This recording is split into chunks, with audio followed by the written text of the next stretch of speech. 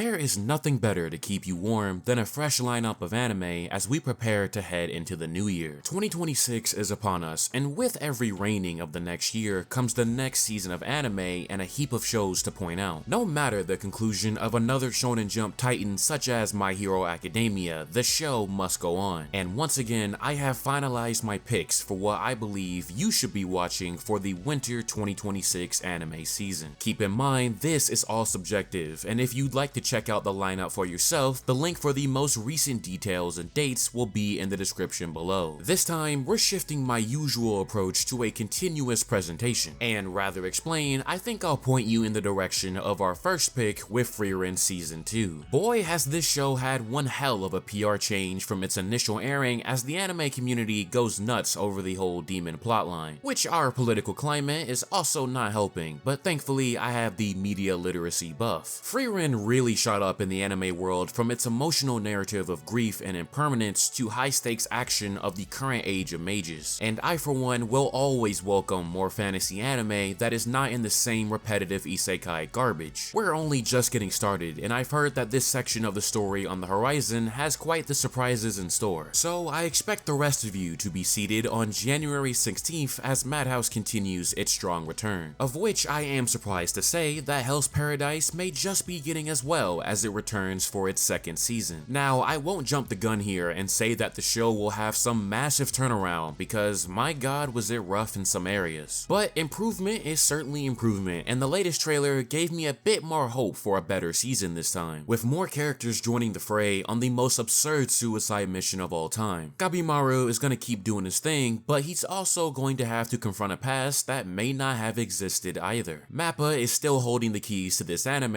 and of course it won't even be the main dish as JJK will be back for the Culling Games arc. Going from Chainsaw Man to this season is quite a baton toss, but I can't complain, and many have been so eager for this next season that they couldn't help themselves as millions headed to the movie compilation of season 2, which also aired the first 2 episodes of season 3. I'll be honest, this part of the story is certainly not my favorite, but there are a lot of peaks that I know I'll be seated for. And for the sake of memes and agenda, Lobotomy Kaisen will have my attention for another year. If you made it this far without being spoiled, then congratulations and good luck, because it's only going to get tougher from here. Anything is easier than Yuji's life though. Fire Force's second core of its home stretch will also be returning, and coming off of the literal fourth wall breaking finale last season, I really don't know what to expect, like at all. I can't sit here and say that the show has the same level of enthusiasm from the anime community that it used to because it had been such a long time, but I have seen people talk about how insane this final stretch is, and I'm willing to believe in that hype. This is Okubo we're talking about here. Just thinking back to Soul Eater's final stretch, I gotta be seated for this last core, especially when the moon is present, and I have a feeling it's no mere coincidence. David Pro, take me home. Oshinoko will also be continuing on, shifting the focus back to Ruby. Still waiting for the point where the show supposedly peaks as said by readers, but for what it's worth, I really enjoyed season 2's performance, and that part of the series regarding the entertainment industry has always outshined the drama so far. Hopefully Ruby will be able to keep pace with her brother in the world of showbiz, especially with the light in her eyes now faded out. By the grace of the big man upstairs, Fate Strange Fake finally has a proper rollout kicking off right after New Year's Day. Unfortunate circumstances of production aside, my excitement for this show is still pretty high. A false Holy Grail war is still such an exciting premise on paper, especially with many servants like Gilgamesh returning to the stage, giving a cool nod to some of the Grand Order storylines as well. Not to mention, a saber that should not exist is definitely one way to break the rules of the war, but quite frankly, the minute it was conducted on USA soil, all hell broke loose. This is the only show I seriously expect to compete with JJK on a weekly basis action-wise, so hopefully A1 Pictures and the Fate team manages to bring it, given these Holy Grail wars only come after so many years. Although it is already out, this is your reminder to watch the Undead Unluck special as it serves as the bridge leading into season 2. To put it simply, there were some things that looking back on it could have used an explanation or two, and now that the anime is here, there's no better time to fill in that gap, also leading into the future. My only complaint about the anime as a consumer of the source material as well was that the anime's pacing was kinda annoying at times. times. It kept doubling down on ensuring the audience remembered certain details, so if that can be reined in a bit, then there are some good peaks ahead. While we're still in the neighborhood, MHA Vigilantes is back, and I really just cannot escape this series. I mean, a massive video earlier this month, and here we are already about to dive back in. There are quite a few things I'm looking forward to though, from Aizawa's story to more history with some of the characters from both VIGs and the main series. I want to believe that people are having a good time with this series given its street level approach, and yet still has a pretty interesting story within the world of MHA. Definitely a high bar to surpass with that opening though, but like many things that come from Studio Bones, it's bound to be pretty good. Finally pulling us back into the line of sight of Studio Orange, Trigun Stargaze is back to complete the story. God, Stargaze is a hard as hell title. As somebody who has not seen the original Trigun yet, I really gotta give it to Stampede. The drama between Knives and Vash was some of the best stuff the year it came out, and I absolutely love a struggle to be better when your humanity is tested time and time again. I think a lot of people gradually open up to it, and that's not easy to do when you have a show in CGI, aka the bane of anime fans. I already anticipate Stargaze to be one of the best shows next year, so don't be surprised if it ends up in the big yearly video. Now, at the top of all these returning seasons and continuations lies Medalist. I had a lot of good things to say about this series, from the writing to the VA work. I'm not often impressed when it comes to sports series, but this one right here has a special heartbeat going for it. Inori and Tsukasa are shaping up to be one of the best athlete and coach dynamics to hit the medium, and soon for the entire ice skating world as we know it. I know some of you all probably knock this, and I'm serious when I say give it a try. The dub cast is also exceptionally great, so if you're taking a change of pace like I am, do yourself a favor, you can't miss it. Now as for brand new shows, Sentenced to Be a Hero is my first pick. We've had a lot of eyes on this one, especially when it got pushed back, but looking at the potential, it was done in good faith. A lot of people have pointed out that the art style is very reminiscent of Mushoku Tensei, which has coined the joke of Mushoku Tensei Killer. This is a world where being a hero is punishment, and for our protagonist Xylo, he is sentenced to Unit 9004 in a cycle of death and revival while saving others. Though it'll be soon that he will meet a new force that will put him on a path to break those chains of eternal punishment. I'm telling you now, you're gonna see it everywhere, and with it being its own established fantasy world, I'd say that Frieren may not be so lonely at the top. For the romance crowd, I promise I didn't forget you, as with Lappin Track coming off Shoshimen not too long ago, they have returned with You and I Are Polar Opposites. Pretty self-explanatory title I feel, with our main soon-to-be couple having opposite personalities, and I can't lie, it has piqued my interest. I'm willing to bet that it will probably be the romance of the season, especially with these character designs being the type that is going to make drawing fan art a really good time for artists. Finally, we have the Darwin incident. A lot of people would initially think of Charles Darwin knowing his theories on evolution, and that seems to be part of the foundation for the big picture here. I'm glad I don't know much about this series, given my first impression is that we got a guy who looks like Obama and a humanoid chimpanzee involved in a terrorism plot. If this doesn't sound as insane as it does interesting, just go ahead and step out the medium. This is definitely the most interesting premise to come from this season, no doubt, and it's probably going to garner some really loud reactions. So yeah, keep your eyes on it. I mean, a chimp throwing hands definitely sounds like the type of entertainment we all need. And with that, it's gonna bring me to the end of my list. Hopefully this approach to the watch list this time was a bit smoother, and please let me know how you feel about this in the comments section down below. Overall, we are starting off the new year very strong, and with an increase of quantity compared to last season, I'll definitely be satiated. As always, thank you very much for watching, and make sure to let me know what you plan to watch for the winter 2026 anime season in the comments section down below. Be well out there, enjoy your holidays, until we meet again in the brand new year.